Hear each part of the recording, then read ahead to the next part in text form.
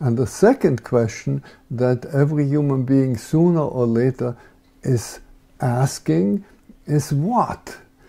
What is this all about? What is this? What is this?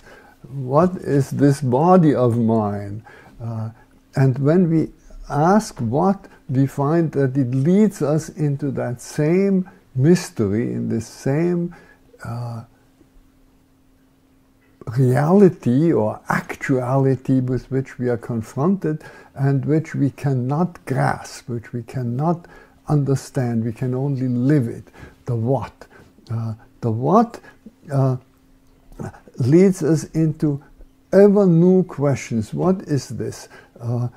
Everything hangs together with everything. Nothing can be determined by itself. We can cut it out for the moment, but that's not it. It is connected with everything. Everything hangs together with everything. If you just, for instance, look at a piece of cake that's on your plate. Everything that's on your plate is always earth. We eat earth. Every human being lives from earth, soil.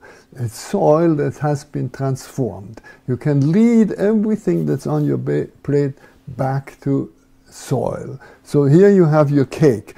It's made out of flour. The flour grows, comes from the wheat that's growing out of the earth. The earth is transformed into the wheat. The wheat is transformed into flour. The flour is baked, is transformed into your food.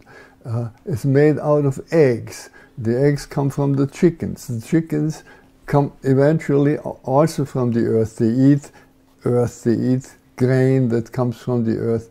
Everything comes out of earth, is transformed, and everything hangs together with everything.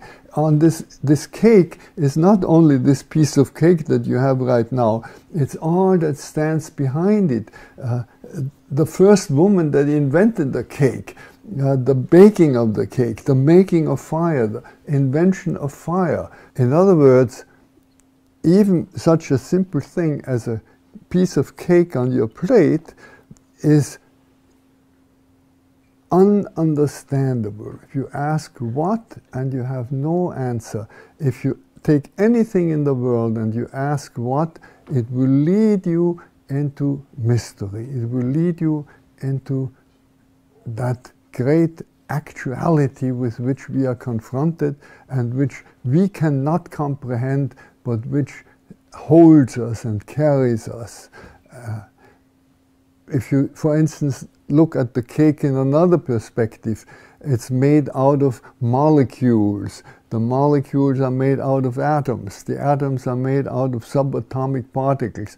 The deeper you go into it, the more precisely you look at it. That means the more you find that you can't even tell, is it matter or is it energy? It just completely ends up in ununderstandable mystery. But it is something for us. We have to live with it. We call it a cake. We call it a flower. We call it a person. It is something for us. What is it for us?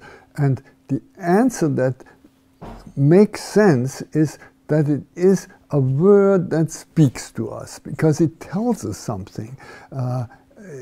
We can understand it. We can understand cake, and it means something. The meaning is contained in word.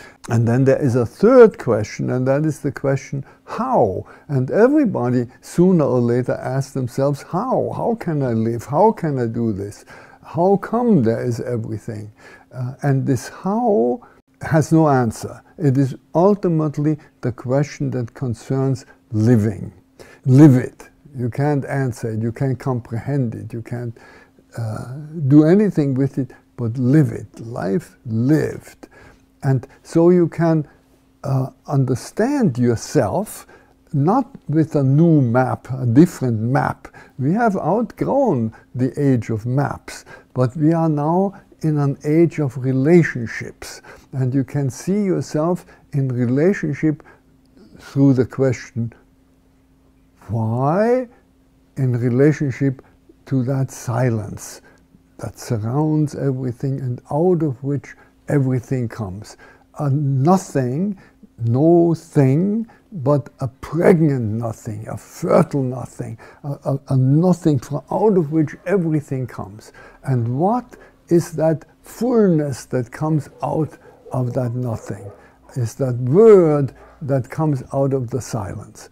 And through why you are led into the life that is the answer to that word.